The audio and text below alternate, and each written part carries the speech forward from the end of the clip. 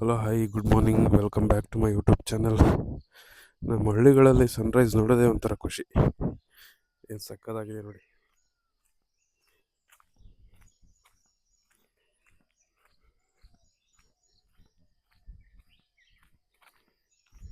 Crazy Sunrise ಮಾತ್ರ ಸಕ್ಕತ್ತಾಗಿದೆ, ಮಾತ್ರ ಒಳ್ಳೆ ವ್ಯೂ.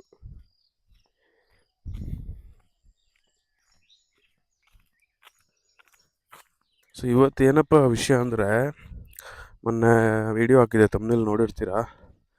ವಿಡಿಯೋ ನೋಡಿಲ್ಲ ಅಂದರೆ ನೋಡಿ, ಚಾನಲ್ನ ಸಬ್ಸ್ಕ್ರೈಬ್ ಮಾಡಿ. ಒಂದು 120 ಟ್ಯಾಕ್ಟ್ರು ಮಣ್ಣು ಓಡಿಸಿದ್ವಿ, ಕೆರೆ ಮಣ್ಣು, ಗೋಡು. ಅದು ಮೊನ್ನೆ ಜೆ ಸಿ ಬಿಗೆ ಹೇಳಿದ್ವಿ. ಮೊನ್ನೆ ಏನೋ ಬೇರೆ ಕೆಲಸ ಇದೆ ಅಂದ್ಬಿಟ್ಟು ಬಂದಿರಲಿಲ್ಲ. ಸೊ ನೆನ್ನೆ ಬಂದ್ಬಿಟ್ಟು ಮಣ್ಣೆಲ್ಲ ಮಟ್ಟ ಮಾಡಿಬಿಟ್ಟು ಹೋಗಿದೆ ಜೆ ಸಿ ಬಿ. ತೋಟಕ್ಕೆ ಹೋಗೋಕ್ಕಾಗಲಿಲ್ಲ ನೆನ್ನೆ, ಯಾವುದೋ ಹಬ್ಬ ಇತ್ತು ಊರಲ್ಲಿ, ದೇವಸ್ಥಾನದ ಓಪನಿಂಗ್ ಇತ್ತು ಅಂದ್ಬಿಟ್ಟು ಹೋಗಿದ್ದೆ, ಹೋಗೋಕ್ಕಾಗಲಿಲ್ಲ. ಸೊ ಇವಾಗ ಬೆಳಿಗ್ಗೆನೇ ಎದ್ದು ನೋಡೋಣ ಹೆಂಗೆ ಮಣ್ಣು ಮಟ್ಟ ಮಾಡವ್ರೆ ಅಂತ ನೋಡೋಕೆ ಹೋಗ್ತಾಯಿದ್ದೀನಿ. ಸೊ ಮಣ್ಣು ಓಡಿಸೋದ್ರಿಂದ ಏನೇನು ಉಪಯೋಗಗಳಿದೆ ಎಲ್ಲಾದರೂ ಲಾಸ್ಟ್ ವೀಡಿಯೋದಲ್ಲೂ ಹೇಳಿದ್ದೀನಿ, ಮತ್ತು ಈ ವಿಡಿಯೋದಲ್ಲೂ ಡಿಸ್ಕಸ್ ಮಾಡೋಣ. ಹೋಗೋಣ ಬನ್ನಿ, ತೋಟಕ್ಕೆ ಹೋದ್ಮೇಲೆ ಮತ್ತೆ ಲಾಗ್ನ ಸ್ಟಾರ್ಟ್ ಮಾಡ್ತೀನಿ. ಹಾಗೆ ಚಾನಲ್ನ ಸಬ್ಸ್ಕ್ರೈಬ್ ಮಾಡಿಲ್ಲ ಅಂದರೆ ಸಬ್ಸ್ಕ್ರೈಬ್ ಮಾಡ್ಕೊಳ್ಳಿ, ನಮ್ಮ ಚಾನಲ್ನ ಸಪೋರ್ಟ್ ಮಾಡಿ. ಏನಾದರೂ ಕರೆಕ್ಷನ್ಸು, ಏನಾದರೂ ಚೇಂಜಸ್ ಮಾಡಬೇಕು ಅಂದರೆ ದಯವಿಟ್ಟು ಕಮೆಂಟ್ ಬಾಕ್ಸಲ್ಲಿ ತಿಳಿಸಿ. ಸೊ ಅಂತೂ ಫೈನಲಿ ತೋಟಕ್ಕೆ ಬಂದೆ. ನೀರು ಬಿಟ್ಟಿದ್ದಾರೆ, ನೀರು ಹಾಯಿಸ್ಬಿಟ್ಟಿದ್ದಾರೆ ತೋಟಕ್ಕೆ. ಪರವಾಗಿಲ್ಲ, ಜಾಗ ಮಾಡ್ಕೊಂಡು ಹೋಗೋಣ. ನೋಡಿ, ಇದು ಜೆ ಸಿ ಪಿ ಅನ್ನೋಂಗೆ ಆಗುತ್ತೆ ಚಿಕ್ಕದ್ರಿಂದ ಹೇಳಿ ಹೇಳಿ ಹೇಳಿ. ಜೆ ಸಿ ಬಿನಲ್ಲಿ ಮಣ್ಣು ಮಟ್ಟ ಮಾಡಿಸಿರೋದು ನೋಡಿ, ಬಡ್ಡೆಗೆ ಎಳ್ಸಿದ್ದಾರೆ. ಇದು ಹೊಸ ಫಲ, ಮೊದಲನೇ ಫಲ ಅಂತಲೇ ಹೇಳ್ಬೋದು. ಇದನ್ನ ಹೊಸ್ದಾಗಿ ಬಿಡ್ತಾಯಿದೆ ಫಲ, ಇವಾಗ ಸ್ಟಾರ್ಟ್ ಆಗಿದೆ. ಎಲ್ಲ ಮರಗಳು ಅಷ್ಟೇ ನೋಡಿ, ಇಲ್ಲಿ ಎಲ್ಲ ಮರಗಳು ಅಷ್ಟೇ ಇವಾಗ ಫಲ ಬಿಡ್ತಾ ಇದ್ದಾವೆ. ಇನ್ನು ಕೆಲವು ಬಿಟ್ಟಿಲ್ಲ, ಒಂದು ವರ್ಷದ ಹೊತ್ತಿಗೆ ಎಲ್ಲ ಫಲ ಬಿಡೋಕ್ಕೆ ಸ್ಟಾರ್ಟ್ ಆಗ್ತವೆ. ಪರವಾಗಿಲ್ಲ, ಚೆನ್ನಾಗಿ ಮಾಡಿದ್ದಾನೆ, ಮಣ್ಣನ್ನು ಎಳೆದಿದ್ದಾರೆ. ನೀರು ಹೋಗೋಕ್ಕೆ ಟ್ರೆಂಚ್ ಥರನೂ ಮಾಡವ್ರೆ ನೋಡಿ, ಚಿಕ್ಕದಾಗಿ. ಇದು ಇರಬೇಕು, ಯಾಕೆಂದರೆ ಹೇಳೋದ್ನಲ್ಲ ಮೊನ್ನೆ, ಸಡನ್ನಾಗಿ ಶೀತ ಆಗೋದು, ಮಳೆ ಹೋದಾಗ ನೀರು ನಿಂತ್ಕೊಬಿಡೋದು, ಆ ಥರ ಎಲ್ಲ ಆದರೆ ತೆಂಗಿನ ಮರ ಆಗ್ಬೋದು, ಅಡಿಕೆ ಮರ ಆಗ್ಬೋದು, ಎರಡಕ್ಕೂ ತೊಂದರೆನೇ. ಸೊ ಮಧ್ಯದಲ್ಲಿ ಈ ಥರ ಇದ್ದರೆ ನೀರನ್ನು ಎಳ್ಕೊಳ್ಳುತ್ತೆ ಆರಾಮಾಗಿ, ಯಾವುದೇ ತೊಂದರೆ ಆಗಲ್ಲ. ಎಲ್ಲ ಆಲ್ಮೋಸ್ಟು ಹೊಸ ಫಲನೇ. ಏನು ಅಕ್ಕಿನ ಹೋಯ್ಯೋ ಆರೋಯ್ತು. ಏನಪ್ಪ ಹಿಂಗೆ ಕೂತೈತಲ್ಲ, ಯಾವುದೋ ಗುಡ್ಡೆ ಅಂತ ನೋಡ್ತೀನಿ, ಚಿಕ್ಕ ಗುಡ್ಡೆ. ಸೊ ಇದು ಹೊಸ ಫಲಗಳು ನೋಡಿ.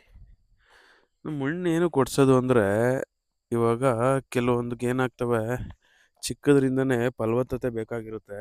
ಅಂದರೆ ನಾವು ಫಸ್ಟು ಸ್ಟಾರ್ಟಿಂಗಲ್ಲೇ ಹೆಂಗೆ ಗೊಬ್ಬರ ಎಲ್ಲ ಕೊಟ್ಟು ಹೆಂಗೆ ಮರ ಬೆಳೆಸ್ತೀವಿ, ಅವು ಮುಂದೆ ಹಂಗೆ ಇರ್ತವೆ.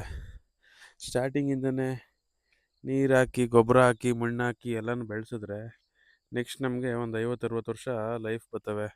ಇಲ್ಲ ಅಂದರೆ ಇವಾಗ ಚಿಕ್ಕದ್ರಲ್ಲೇ ಒಂದು ಸ್ವಲ್ಪ, ಒಂದು 5-6 ವರ್ಷ ಆದಮೇಲೆ ಅವು ಕಾಯಿ ಬಿಡೋದಕ್ಕೆ ಒಂದು 5-6 ವರ್ಷ ಬೇಕಾಗುತ್ತೆ. ಅದಾದಮೇಲೆ ನೆಕ್ಸ್ಟ್ ಇನ್ನೊಂದು 5 ವರ್ಷ ಬರ್ತವೆ, ಇಲ್ಲಾಂದರೆ ಕಾಯಿನೇ ಬಿಡೋದಿಲ್ಲ, ಇಲ್ಲ ಮರನೇ ಸುಮ್ಮನೆ ಬೆಳ್ಕೊಂಡು ಹೋಗ್ತವೆ, ಫಲ ಬಿಡೋದಿಲ್ಲ, ಈ ಥರ ಆಗೋಗುತ್ತೆ. ಸೊ ಇದನ್ನೆಲ್ಲ ಅವಾಯ್ಡ್ ಮಾಡಬೇಕು ಅಂದರೆ ನಾವು ಮಣ್ಣು, ಗೊಬ್ಬರ, ಗೋಡು, ನೀರು ಇದನ್ನೆಲ್ಲ ಕೊಡಲೇಬೇಕಾಗುತ್ತೆ. ಸೊ ಇದು ತೋಟ ಯಾರೇ ಮಾಡಿದ್ರು ಅಷ್ಟೇ, ತೋಟ ಮಾಡೋರು ದಯವಿಟ್ಟು ಫಸ್ಟ್ 5 ವರ್ಷ ಏನಿದೆ ಅದನ್ನು ಚೆನ್ನಾಗಿ ನೋಡ್ಕೊಬಿಡಿ. ಆಮೇಲೆ ಇನ್ನು 50 ವರ್ಷ ಆರಾಮಾಗಿರ್ಬೋದು ನೀವು. ಫಸ್ಟ್ ನಾವೀಗ ಯಾವುದೇ ಆಗಲಿ, ಗಿಡವಾಗಿ ಬಗ್ಗದು ಮರವಾಗಿ ಬಗ್ಗೀತೆ ಅಂತ ಹೇಳ್ತಾರೆ ನೋಡಿ, ಹಂಗೆ ನಾವು ಮಕ್ಳಿಗಾಗಲಿ ಮರಗಳಿಗಾಗಲಿ ಯಾವುದಕ್ಕೆ ಆಗಲಿ ಚಿಕ್ಕದ್ರಿಂದನೇ ಪಳಗಿಸ್ಬೇಕು. ಚಿಕ್ಕದ್ರಿಂದನೇ ಅವಕ್ಕೆ ಬುದ್ಧಿ ಕಲಿಸಿ, ನಾವು ಮಕ್ಳಿಗೆ ಹೆಂಗೆ ಇದು ಮಾಡ್ತೀವಿ, ಚಿಕ್ಕ ಮಕ್ಳಿಗೆ ಚಿಕ್ಕದ್ರಿಂದನೇ ಬುದ್ಧಿ ಕಲಿಸ್ಬೇಕು ಅಂತ, ಹಂಗೆ ಚಿಕ್ಕದ್ರಿಂದನೇ ಇದು ಮಾಡಬೇಕು. ಆಮೇಲೆ ಮುಂದೆ ಬೆಳೆದ್ಮೇಲೂ ಕರೆಕ್ಟಾಗಿರ್ತವೆ. ಈಗ ನಾವು ಫಸ್ಟ್ ಒಂದು 5 ವರ್ಷದಲ್ಲೇ ಇವಕ್ಕೆ ಫಲ ನೀಟಾಗಿ ಗೊಬ್ಬರ, ಮಣ್ಣು ಎಲ್ಲ ಹಾಕಿ ಚೆನ್ನಾಗಿ ಬೆಳೆಸಿದ್ರೆ ಮುಂದೆ ಚೆನ್ನಾಗಿ ಫಲ ಬಿಡ್ತವೆ. ಇವು ಚೆನ್ನಾಗಿ ಫಲ ಕಚ್ಕೋತವೆ, ಆಗ ನಮಗೆ ಒಳ್ಳೆಯದು. ಇದು ನನ್ನ ಅಭಿಪ್ರಾಯ, ನನ್ನ ಲಾ ಥಿಯರಿ ಇದು. ಸೊ ನಿಮ್ಗೇನಾದರೂ ಬೇರೆ ಅಭಿಪ್ರಾಯ ಇದ್ದರೆ ದಯವಿಟ್ಟು ಕಮೆಂಟ್ ಬಾಕ್ಸಲ್ಲಿ ತಿಳಿಸಿ. ಚೆನ್ನಾಗಿ ಮಟ್ಟ ಮಾಡವನೆ, ಎಳ್ದಾಕ್ಬಿಟ್ಟವನೆ ಮಣ್ಣು. ಇದು ಹೊಸ್ದಾಗಿ ಒಂಬಳೆ ಬಿಟ್ರು ನೋಡಿ, ಸಕ್ಕದಾಗಿದೆ ಮಾತ್ರ. ನೋಡೋಕ್ಕೆ ಒಂಥರ ಖುಷಿ ಆಗುತ್ತೆ.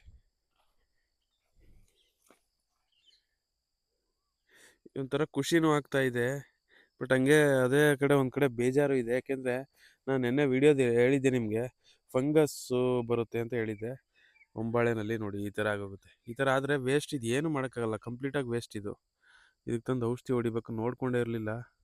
ನೋಡಿ ಹೆಂಗೆ ಫಂಗಸ್ಸು, ಒಂಬಾಳೆನೇ ಹೋಯ್ತಾ ಇದೆ, ಏನು ಪ್ರಯೋಜನ ಇಲ್ಲ. ಇದು ಎಲ್ಲ ಉದುರೋಗುತ್ತೆ, ಇದಾಗೋಗುತ್ತೆ. ಕಷ್ಟ. ಈ ಥರ ಆದರೆ ತುಂಬ ಕಷ್ಟ ಮರಗಳು ಕಾಪಾಡ್ಕೊಳ್ಳೋದು. ನೋಡಿ ತೋಟ ಎಲ್ಲ ಚೆನ್ನಾಗಿ ಮಟ್ಟ ಮಾಡಿದ್ದಾರೆ, ಪರವಾಗಿಲ್ಲ, ಚೆನ್ನಾಗೇ ಮಾಡಿದ್ದಾನೆ. ಇನ್ನೂ ಸ್ವಲ್ಪ ಈ ಕಡೆ ಹಂಚಿಗೆಲ್ಲ ಎಳಿಸ್ಬೇಕಿತ್ತು, ಎಲ್ಲ ಇಲ್ಲಿಲ್ಲೇ ಮಾಡ್ಬಿಟ್ಟಿದ್ದಾನಪ್ಪ. ಈ ಕಡೆ ಹಂಚಿಗೆಲ್ಲ ಎಳ್ಸಿದ್ರೆ ಇನ್ನೂ ಚೆನ್ನಾಗಿರೋದು. ಈ ಕಡೆಗೆಲ್ಲ ಬಂದಿದ್ರೆ, ಇಲ್ಲಿಗೆಲ್ಲ ಬಂದೇ ಇಲ್ಲ, ಸುಮ್ಮನೆ ಆ ಕಡೆಗೆ ಮಧ್ಯದಲ್ಲೇ ಎಳೆದ್ಬಿಟ್ಟು ಹಂಗೆ ಬಿಟ್ಬಿಟ್ಟವನು. ಮಣ್ಣು ಏನೋ ಇನ್ನೂ ಸ್ವಲ್ಪ, ಈ ಕಡೆಗೆ ಇನ್ನೊಂದು 5 ಟ್ರ್ಯಾಕ್ಟರ್ ಓಡಿಸ್ಬೇಕಿತ್ತ. ಓಡಿಸಿದ್ರೆ ಮಣ್ಣು ಸರಿಯಾಗೋದು ಎಲ್ಲೋ ಗೊತ್ತಿಲ್ಲ, ಓಡಿಸ್ಬೇಕಿತ್ತು ಅನ್ನಿಸ್ತದೆ. ಇಲ್ಲ ಅದನ್ನೇ ಎಳ್ದು ಈ ಕಡೆ ಮಾಡ್ಬೋದಿತ್ತು, ಬಟ್ ಅವನೇನೋ ಮಾಡೇ ಇಲ್ಲ. ನೋಡಿ ನಾವು ಜಮೀನವ್ರು ಇದ್ದು ಕೆಲಸ ಮಾಡಿಸ್ಬೇಕು ಅಂತ ಹೇಳೋದು ಇದಕ್ಕೇನೆ. ಇಲ್ಲ ಅಂದರೆ ಅವ್ರಿಗೆ ಹೆಂಗೆ ಬರುತ್ತೆ ಹಂಗೆ ಮಾಡ್ಬಿಟ್ಟು ಹೋಗ್ಬಿಡ್ತಾರೆ. ಇದು ಆಗೋವಂಥ ಸಮಸ್ಯೆ. ಯಾವುದೇ ಆಗಲಿ ವೀಕ್ಷಕರೇ, ಯಾರೇ ಆಗಲಿ, ತೋಟದ ಕೆಲಸ ಏನೇ ಮಾಡಿಸ್ವಾಗ ನೀವು ಇರಬೇಕು. ತೋಟದ ಮಾಲೀಕರು ಇದ್ದರಷ್ಟೇ ಚೆನ್ನಾಗಿ ಮಾಡೋದು, ಇಲ್ಲ ಅಂದರೆ ಚೆನ್ನಾಗಿ ಮಾಡಲ್ಲ, ಕಷ್ಟ. ನೋಡಿ ಮಣ್ಣುಗಳು ಇದ್ದಿದ್ದೇ ಅಷ್ಟು ಎಳ್ದ್ಬಿಟ್ಟು ಹೋಗೋರು ಅಂತ ಅನ್ಬೋದು, ಬಟ್ ಆದ್ರೂ ಆ ಕಡೆ ಸ್ವಲ್ಪ ಮ್ಯಾನೇಜ್ ಮಾಡ್ಬೋದಿತ್ತು. ಏಕೆಂದರೆ ಈ ಕಡೆಗೆ ಜಾಸ್ತಿ, ಆ ಕಡೆ ಬುಡಗಳಿಗೆ ನೀರು ಬಿಟ್ಟಾಗ ಕೊರ್ದಂಗೆ ಆಗ್ಬಿಡುತ್ತೆ. ಯಾಕೆಂದರೆ ಈ ಕಡೆ ಹೈಟ್ ಆಯಿತು, ಆ ಕಡೆ ಮಣ್ಣೇ ಇಲ್ಲ ಅಂದಾಗ ಪ್ರಾಬ್ಲಮ್ ಆಗ್ಬಿಡುತ್ತೆ. ಸೊ ಇದನ್ನು ಮತ್ತೆ ಟ್ಯಾಕ್ಟ್ರಲ್ಲಿ ಉಳಿಸುವಾಗ ಸಮ ಮಾಡಬೇಕಷ್ಟೇ. ಇದನ್ನು ದೊಡ್ಡ ನೇಗ್ಲಲ್ಲೋ ಇಲ್ಲ ರೋಟ್ರಿನಲ್ಲೋ ಒಡಿಸ್ದಾಗ 1-2 ಸಲ ಉಳಿಸಿದ್ರೆ ಸರಿ ಹೋಗುತ್ತೆ. ಉಳಿಸಿ ನೀರಾಯಿಸಿ ಇದು ಮಾಡಬೇಕು. ಆಮೇಲೆ ತೆಂಗಿನ ತೋಟಗಳಲ್ಲಿ ಆದಷ್ಟು ಜೋಳದ ಕಡ್ಡಿ ಬೆಳೀರಿ ಚೆನ್ನಾಗಿ. ಜೋಳದ ಕಡ್ಡಿ ಜೊತೆಗೆ ತಡ್ಡಿ ಕಾಳಾಗಿರ್ಬೋದು, ಉಳ್ಳಿ ಆಗಿರ್ಬೋದು, ಏನು ಸಿಗುತ್ತೆ ಅದನ್ನು ಬೆಳೀರಿ. ಏಕೆಂದರೆ ಅದೆಲ್ಲ ಒಂಥರ ಗೊಬ್ಬರ, ಚೆನ್ನಾಗಿ ತೆಂಗಿನ ಸಸಿಗೆಲ್ಲ ಫಲವತ್ತತೆ ಚೆನ್ನಾಗಿ ಕೊಡ್ತವೆ ಅಂತಲೇ ಹೇಳ್ಬೋದು. ತುಂಬ ಒಳ್ಳೆಯದಾಗುತ್ತೆ ಅದನ್ನೆಲ್ಲ ಬೆಳಗ್ಗೆ. ಯಾವುದೇ ಆಗಲಿ 6 ತಿಂಗಳಿಗೆ ಒಂದು ಸಲ ಉಳಿಸಿ, ಚೆನ್ನಾಗಿ ನೀರು ಬಿಡಿ. ಬೇಸಿಗೆನಲ್ಲಿ ಒಣಗಕ್ಕೆ ಬಿಡಬೇಡಿ ನೀರಿಲ್ದೇ. ಮತ್ತು ಚೆನ್ನಾಗಿ ಈ ಜೋಳ ಆಗಿರ್ಬೋದು, ಏನಾದರೂ ಆಗಿರ್ಬೋದು, ಯಾವುದೇ ಒಂದು ಬೆಳೆ ಆಗಿರ್ಬೋದು. ಈಗ ಜೋಳ ಹಾಕಿದ್ರೆ ಒಳ್ಳೆದು, ಹಸುಗಳಿಗೆ ಮೇವು ಆಗುತ್ತೆ. ಮೇವು ಆಗಿಲ್ಲ ಅಂದರೆ ಯಾರಿಗಾರು ಕೊಡ್ಬೋದು, ಮಾರ್ಬೋದು. ಇಲ್ಲ ಅದು ಆಗಿಲ್ಲ ಅಂದರೆ ಉಳ್ಸಾಕ್ಬೋದು, ಅದೇ ಗೊಬ್ಬರನೇ ಆಗುತ್ತೆ ತೋಟಕ್ಕೆ. ಸೊ ಈ ಥರ ತುಂಬ ಉಪಯೋಗಗಳಿದೆ. ಅದೆಲ್ಲ ಯೋಚನೆ ಮಾಡಿ ತೋಟದವರು ಯಾರೇ ತೋಟ ಮಾಡಿದ್ರು ಅಷ್ಟೇ, ಒಂದು ಸಲ ತೋಟಕ್ಕೆ ಕೈ ಹಾಕಿ ತೋಟ ಮಾಡ್ತೀನಿ ಅಂದರೆ ನೆಕ್ಸ್ಟಿಂದ 50-60 ವರ್ಷ ಆರಾಮಾಗಿರ್ಬೇಕು. ಯಾವುದೇ ಟೆನ್ಷನ್ ಆಗಬಾರ್ದು, ಯಾವುದೇ ಮರಗಳು ಹೋಗಬಾರ್ದು. ಮುಖ್ಯವಾಗಿ ಆರಾಮಾಗಿ ಇರಬೇಕು. ಬಂದು ಚೆನ್ನಾಗಿ ಕಾಯಿಗಳು ಬಿಡಬೇಕು, ಎಳ್ನೀರುಗಳು ಬಿಡಬೇಕು, ಒಳ್ಳೇದಾಗಬೇಕು, ಈ ಥರ ಇರಬೇಕು. ಸೊ ಅದಕ್ಕೆ ಮಾಡಿ. ನೋಡಿ ಇಲ್ಲೆಲ್ಲ ಹೆಂಗೆ ಬೇಕಂಗೆ ಎಳೆದ್ಬಿಟ್ಟು ಹೋಗ್ಬಿಟ್ಟಿದ್ದಾನೆ. ನೋಡಿ ಇಲ್ಲಿ ಇನ್ನು ತೆಗೆದು ಆ ಕಡೆ ತಳ್ಬೋದಿತ್ತು, ಆದರೂ ತಳ್ಳಿಲ್ಲ. ಇಷ್ಟೊಂದು ಇದು ಬೇಕಾಗಿರಲಿಲ್ಲ ಇಲ್ಲಿ. ಸೊ ಇದೇ ಕಾರಣಕ್ಕೆ ಹೇಳೋದು, ತೋಟದವ್ರು ಯಾರು ಇರಬೇಕು ಅಂತ.